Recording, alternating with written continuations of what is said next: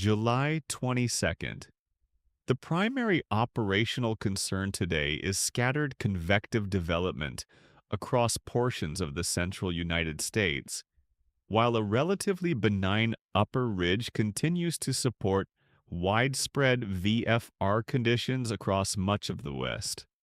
Crews operating through the plains, Midwest, and portions of the Southeast should anticipate localized disruptions where daytime instability and boundary interactions become established, while Western routes generally remain favorable outside of terrain-driven turbulence and isolated mountain convection.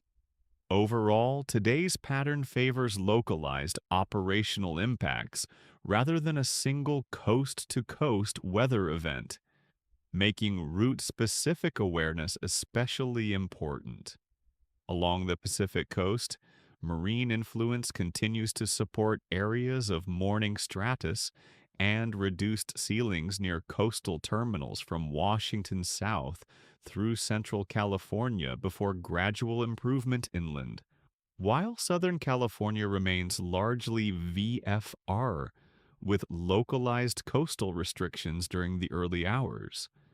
Across the Great Basin and Intermountain West, dry air dominates with generally favorable flying weather, although afternoon heating will produce occasional gusty surface winds, mechanical turbulence near higher terrain, and isolated buildups over the mountains.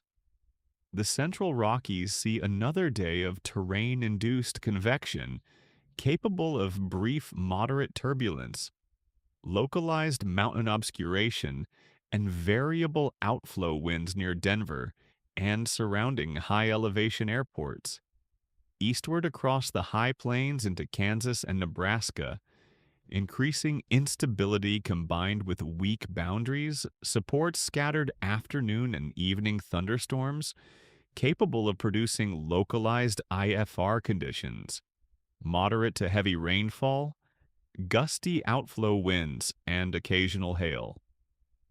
Some of these cells may organize enough to create reroutes around major arrival corridors into Kansas City, Wichita, and nearby hubs.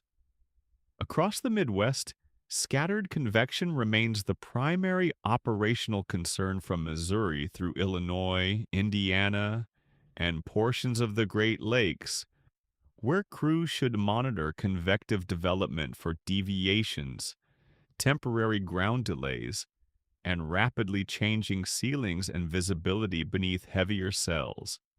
Outside thunderstorm activity, much of the Ohio Valley maintains generally favorable flying conditions.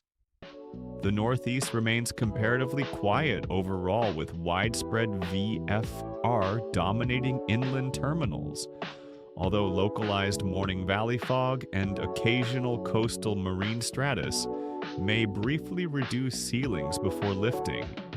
Across the mid-Atlantic, humid conditions support isolated afternoon thunderstorms, particularly near higher terrain and stalled boundaries. But widespread disruption is not expected. The southeast and Gulf Coast continue the familiar summertime pattern of scattered afternoon convection, developing along sea breeze boundaries from the Carolinas through Florida and west toward the central Gulf Coast. While many terminals begin the day VFR, rapidly developing thunderstorms may produce brief IFR visibility, lightning delays, gusty outflow winds, and localized turbulence during the afternoon before diminishing after sunset. That's the National Aviation weather picture for today. If this briefing helps your flight planning, consider subscribing for the daily operational outlook. Have the best flight, and we'll see you tomorrow.